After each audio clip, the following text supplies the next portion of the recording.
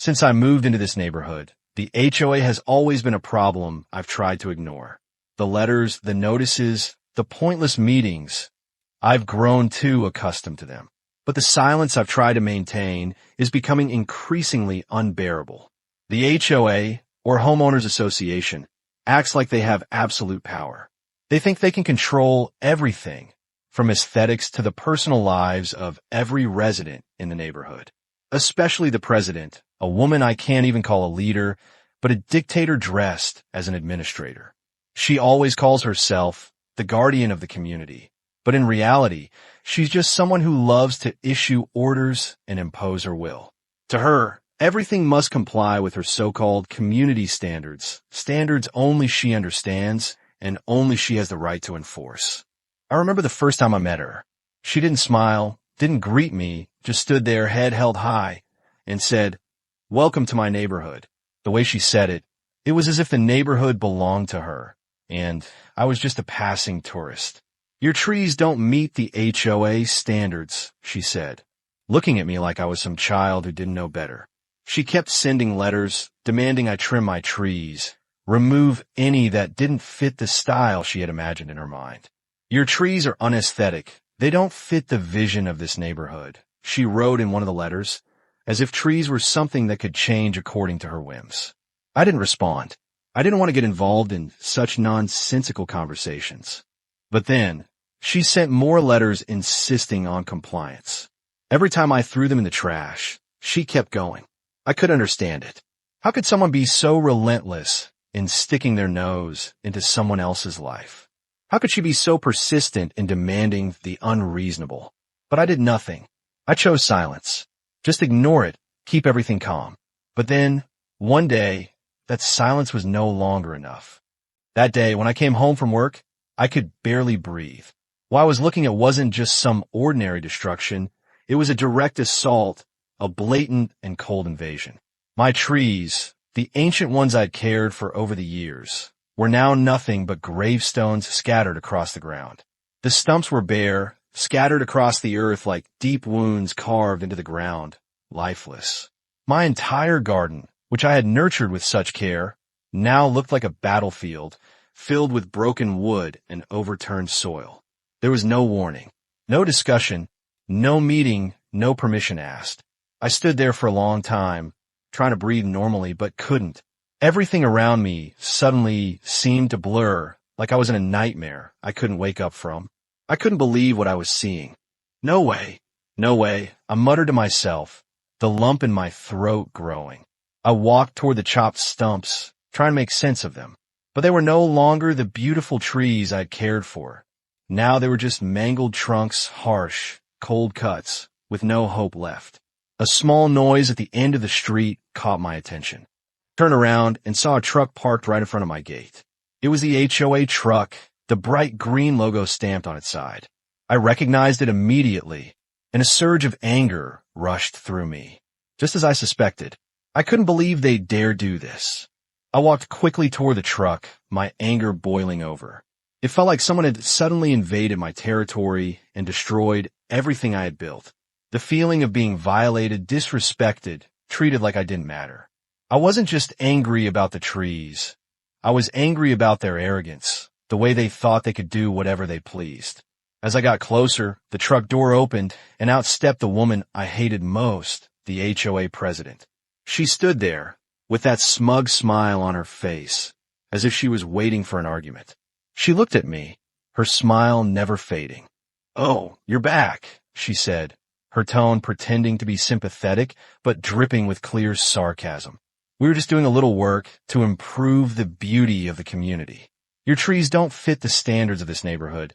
You can't just let them grow like that forever." Her words were like a slap to my face. How could she say this so coldly? My trees, the ones I had nurtured for years, were now deemed unsuitable and unaesthetic. I took a deep breath, trying to stay calm, but the anger inside me flared up, uncontrollable. "I don't understand who you think you are," I said, my voice tense, but trying to remain composed. "You came here without permission, destroyed my property like it was yours." She raised an eyebrow, that smile still in place. She didn't even seem the slightest bit guilty. You may not understand, but the HOA has the authority to decide what's aesthetically appropriate in this community. Your trees are too big, too messy, and ruin the beauty we're trying to create. We can't let a few trees spoil the entire space. Her words hit me like a punch to the head. She really thought she had the right to decide what was beautiful, what was ugly, what was appropriate. And I, just a pawn in her grand game, with no rights except to obey. Who do you think you are? I couldn't hold back anymore, my voice turning sharp. You have no right to come in here and destroy my trees. This isn't about aesthetics. It's an invasion of my property. Do you understand? She paused for a moment, looking at me with a smug gaze, but perhaps a little taken aback. You can be angry, but this is what we do for the community. I think you should be thanking us for helping you renovate your garden. Thank you, I scoffed, unable to believe her audacity. Thank you for destroying my property. I looked at her one last time, the anger still boiling inside me. You've made a grave mistake. This isn't about plants or aesthetics. You'll pay for this. She sneered. So what are you going to do? Sue us over a few trees? I didn't answer immediately. I just stood there, looking at her, feeling the coldness in every fiber of my being. She might not understand, but I would make her understand the price of daring to trespass on someone like me's property. The feeling of rage still hasn't let go of me. Every time I look at the remaining pieces of my trees, the fury flares up again as if the blood in my veins is boiling. How could I let someone like her act freely without any consequences? How could I allow someone who disrespects privacy and property to push me into this position? I took deep breaths, trying to keep calm, but in my mind, there was only one thought. She must pay. This cannot go unpunished.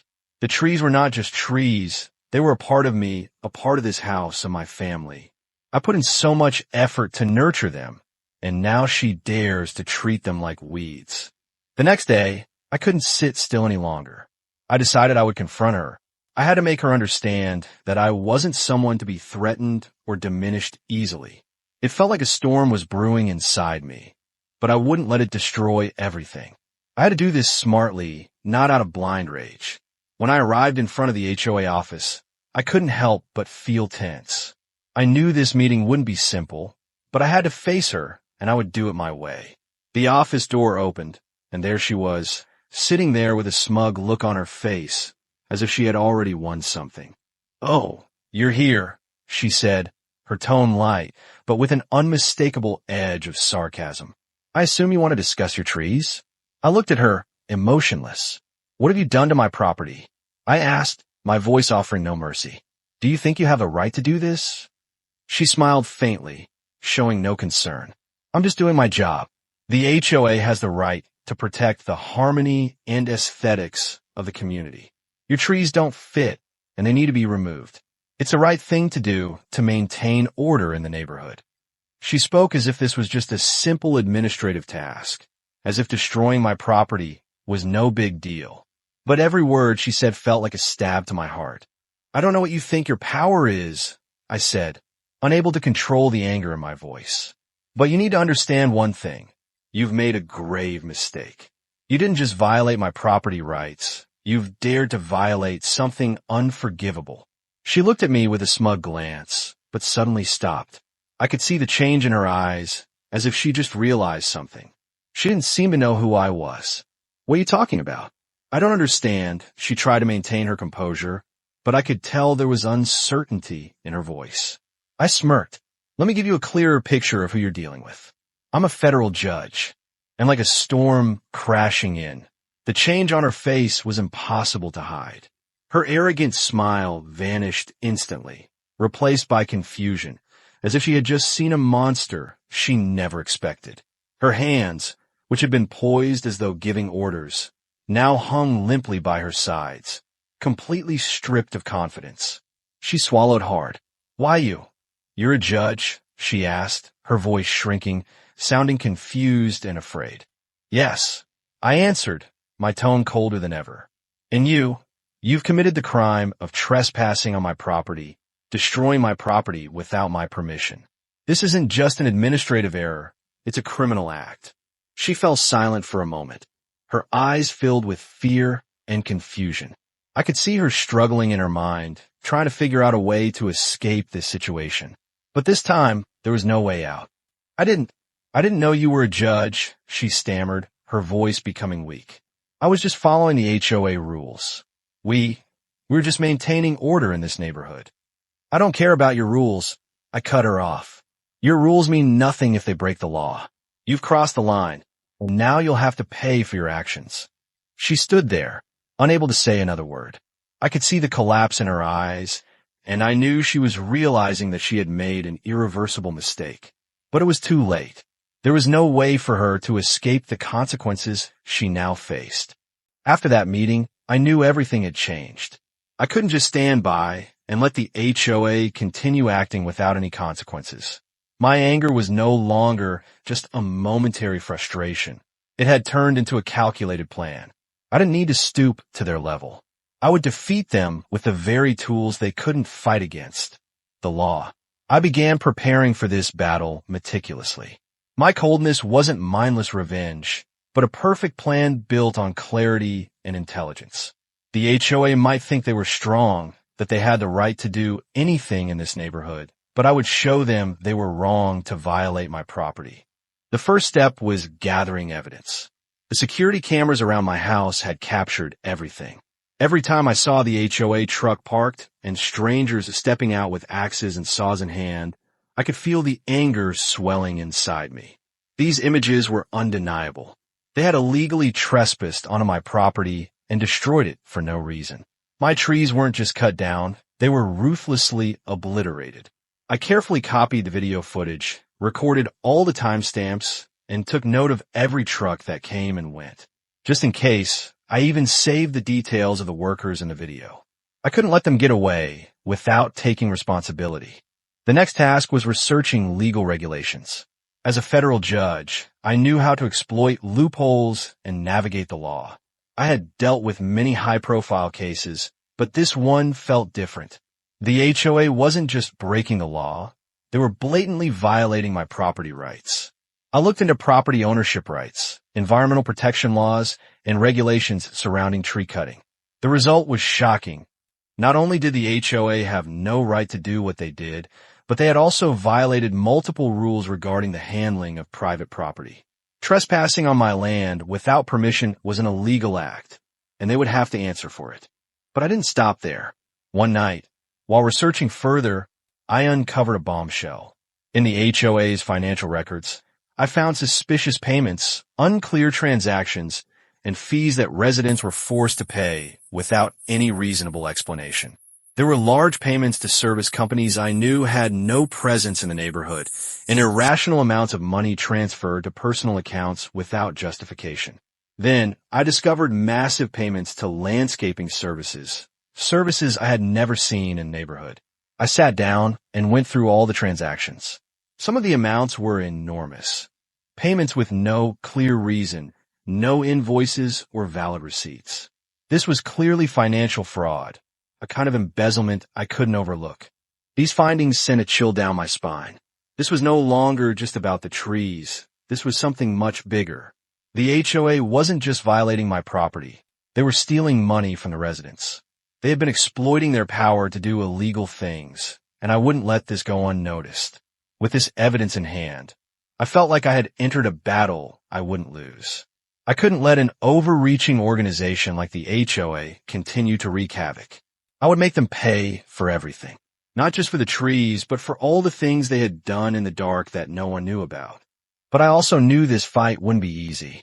The HOA wasn't easily intimidated, and I had to be mentally prepared for anything. But with the evidence and my determination, I knew I could bring them to light. And when everything was exposed, I would be the one standing victorious. Since I discovered the HOA's financial fraud, I knew I couldn't keep this secret any longer. What they had done wasn't just an invasion of my property. It was rampant criminal behavior, affecting the entire community. I couldn't stand by knowing how many others were being deceived and financially exploited without realizing it. They needed to know the truth. So, I began sharing my findings with the neighbors. I didn't just want them to understand what I had gone through. I wanted them to realize that the HOA wasn't just an invading force in this neighborhood. They were thieves taking the residents' money without anyone knowing. And my story quickly spread like wildfire, sweeping through the neighborhood. When I told Mr. Davis, who had lived in this neighborhood for nearly 30 years, about the unusual payments in the HOA's finances, his eyes widened like he had seen a nightmare. "No way. What did they do?" he asked, his voice trembling. "I've always thought my contributions were going to maintain the neighborhood, but now I realize I've been duped." Then, more stories started pouring in. Other neighbors began coming to my house, some expressing their anger, others silent, but I could see the deep disappointment in their eyes. They had been paying the HOA for years, but had never seen any real improvements in this neighborhood. They had been taken advantage of, and now they needed to know that the HOA wasn't the community-oriented organization they had believed. The conversations grew more heated. "I can't believe we gave them that kind of power," one neighbor said, his voice filled with rage. "We need to do something to make them accountable." The community's uprising began to take shape. The neighbors were no longer staying quiet, and they started demanding a full resident meeting to confront the HOA. The crowd wanted more than just justice for my trees. They wanted the truth about every penny the HOA had spent. They wanted to push back against the manipulation of the HOA president, who had been exploiting her power all this time. And as if sensing the collapse coming, the HOA president couldn't stand still. She felt the situation shifting. Instead of addressing the accusations of financial fraud, she focused on one thing: protecting herself. The day of the HOA meeting, the atmosphere became heavy and tense. The residents were all there, each carrying a sense of anticipation. They didn't just want answers. They wanted concrete action. They no longer trusted her empty promises. When the HOA president walked into the meeting room, she tried to maintain her composure, but I immediately noticed the worry in her eyes. All eyes were on her. No one wanted to hear her lies anymore. A heavy silence filled the room as she stepped up to the podium. "Hello, everyone," she began, her voice weaker, trying to sound confident, but clearly unable to mask her anxiety. "I know we're facing some issues in this community, but I want to remind you that every decision the HOA makes is to maintain harmony and growth in our neighborhood." One neighbor couldn't hold back, standing up and pointing at her, shouting, "Harmony? What are you talking about? You've had us pay fees with no idea where the money's gone, and you've been lying to us. We need to know where our money went." Then a heated argument broke out, voices echoing through the room. But no one wanted to hear her meaningless explanations anymore. They wanted action. They wanted justice. I stood up, and every eye in the room turned to me. She immediately fell silent, her face drained of color. I knew she realized what was coming. I just stood there, quietly stepping up to the podium and placing a stack of documents on the table in front of everyone. "These are the records of fraudulent payments, illegal transactions the HOA has been making for years," I said, my voice cold and determined. "This is what you and others in the HOA have been doing in the dark. And now, we can't let you continue manipulating this neighborhood." The room went completely silent. She, who used to give orders to everyone, now stood there, completely speechless. The confidence she once had vanished, replaced with confusion and fear. She realized there was no way out of the mess she had created. The meeting continued, but it was no longer an HOA meeting. It became a community meeting, a meeting to end the HOA's abuse. Before long, she couldn't salvage the situation. Her explanations now sounded like meaningless noise, and the residents no longer trusted a word that came from her. Finally, after the evidence was presented, the HOA president could no longer withstand the criticism. The community uprising was unstoppable. A powerful wave of resistance had been sparked, and she, along with the entire HOA organization, stood on the edge of a cliff they couldn't escape from. The HOA meeting grew even more tense as I stood up, gripping a thick stack of documents in my hand. I could feel everyone's eyes on me, and the silence in the room only made the atmosphere heavier. She, the HOA president, stood there, arms crossed, as if preparing to face an attack. But I knew this time She wouldn't get away. I'm sure everyone's heard about the issues with the HOA's finances, the unreasonable fees we've been paying every year with no improvements in our neighborhood. I said, my voice cold and decisive. Today, I'm not just standing here to criticize.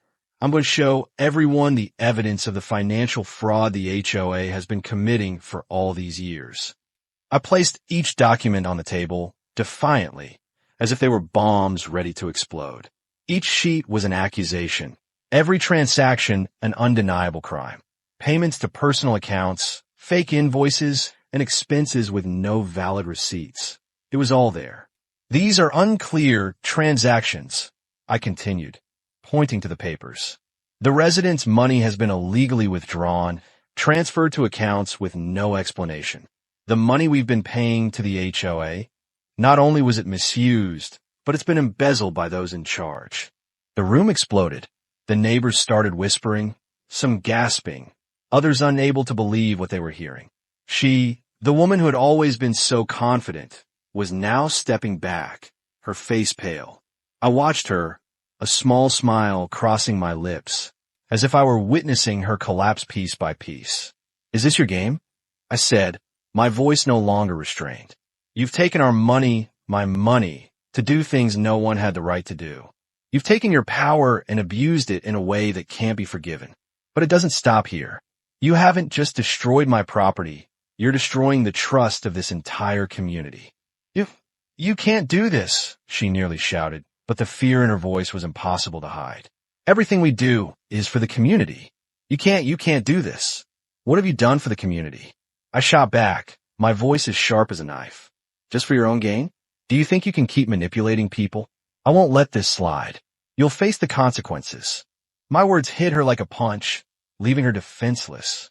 The room was filled with anger. Everyone's furious glares locked on her. No one trusted her empty words anymore. She was no longer the leader they once thought she was. She was a liar, a violator of the rights of those who trusted her. But I wasn't just going to humiliate her in front of everyone. I was ready for the next step. And here's the important part, I said, looking directly at her. I filed a complaint with the authorities and requested an official investigation into your actions and the HOAs. The government will intervene and make legal decisions. I won't let you get away with these crimes. A murmur of discontent spread through the room. Not only was I involved, but now the authorities were stepping in. News outlets were starting to report on the case, and if I could get the government to act, the HOA wouldn't be able to deny it. Their downfall would be inevitable. She just stood there, eyes wide, unable to utter a word. The tension in the room escalated. The neighbors began to rise, demanding an official investigation. A battle had begun, and the HOA couldn't stop it. They had been too greedy, abusing their power for too long, and now they would pay for it all. She knew it. She knew there was no way out. And I, with the evidence in hand, had truly put the HOA in the spotlight. This time, no one could save them. The storm finally hit.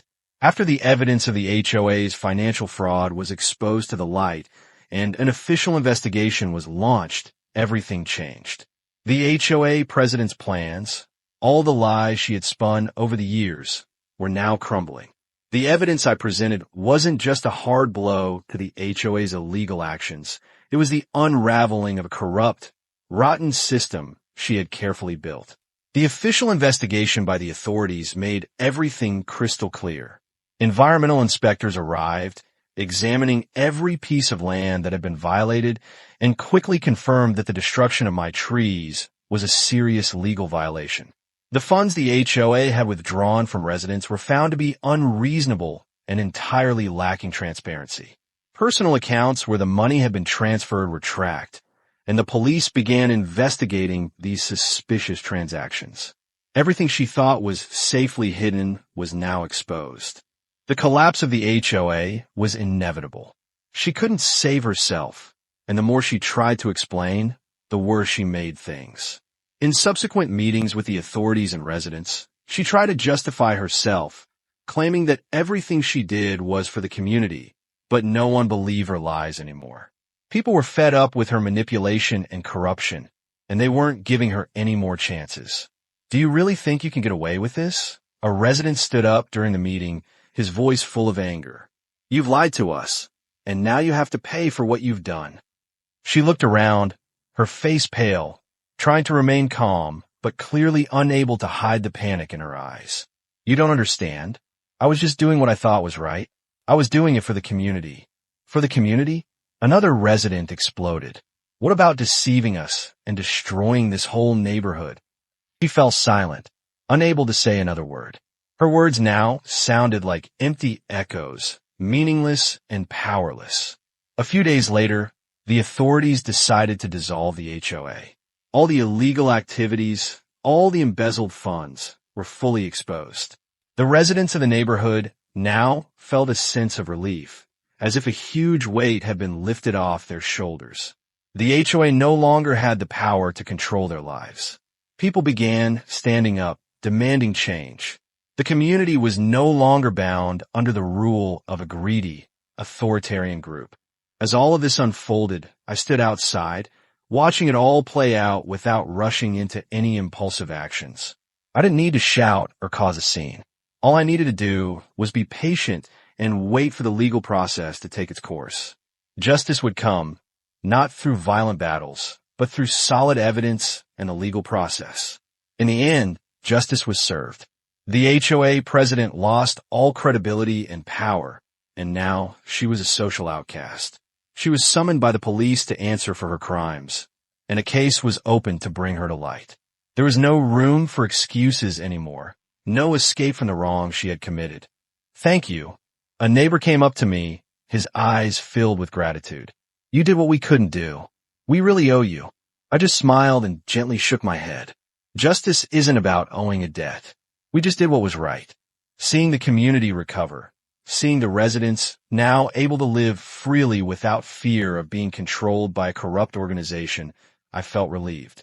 I didn't need to act impulsively or confront my enemy in the way they expected. I won by sticking to principles, by patience and intellect. This community had been freed, and I had achieved justice the right way.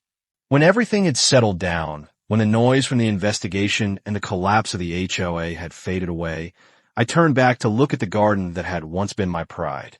The scene still bore the scars, the stumps of trees that had been cut down, pieces of wood scattered across the ground.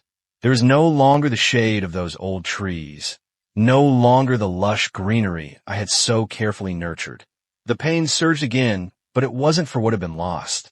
I didn't feel regret anymore. Instead, there was a strange sense of peace. I had done the right thing. I hadn't let anger cloud my judgment. I hadn't acted impulsively or jumped into a battle without thinking. I fought with intellect, with patience, and most importantly, I used justice to defeat those who abused their power, those who thought they could intrude on others' lives without consequence. Justice had prevailed, and that was the thing I was most proud of. Those who had abused their power, those who thought they could stand above the law, finally faced the consequences.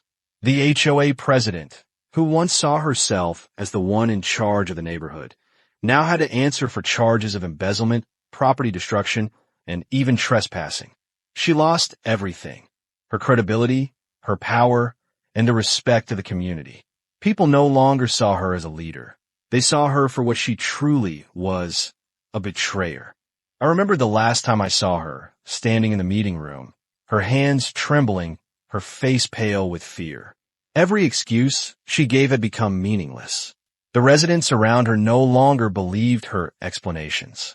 She, who had once been the one calling the shots, was now just a pawn in the game I had set in motion. It wasn't just her who had to pay the price. The entire HOA system was dissolved.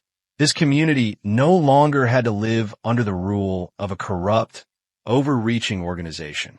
The residents, who had lived in fear under the oppression of a system they couldn't fight against, now felt free.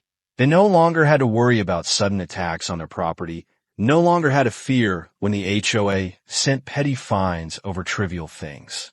This community had been liberated. I looked back at the garden, no longer feeling sorrow or regret. The HOA's destruction had cost me the trees, but that could never take away the victory I had achieved. I had used the government, the law, and patience to protect what was mine, And when I thought about what I had done, I couldn't help but feel a deep satisfaction. The trees may have been lost, but I had reclaimed the power for this community. I didn't need to shed blood, didn't need to resort to violence or rage. I fought with justice, and that was the strongest weapon. This feeling, the feeling of justice being served, is something no one could take away. The last time I stood before my garden, I didn't feel pain but peace. I had done what was right. I had won. Justice had been served, and those who abused their power had paid the price. This community will never forget what happened. And I will always stand firm, because I know that when justice wins, nothing can stop us.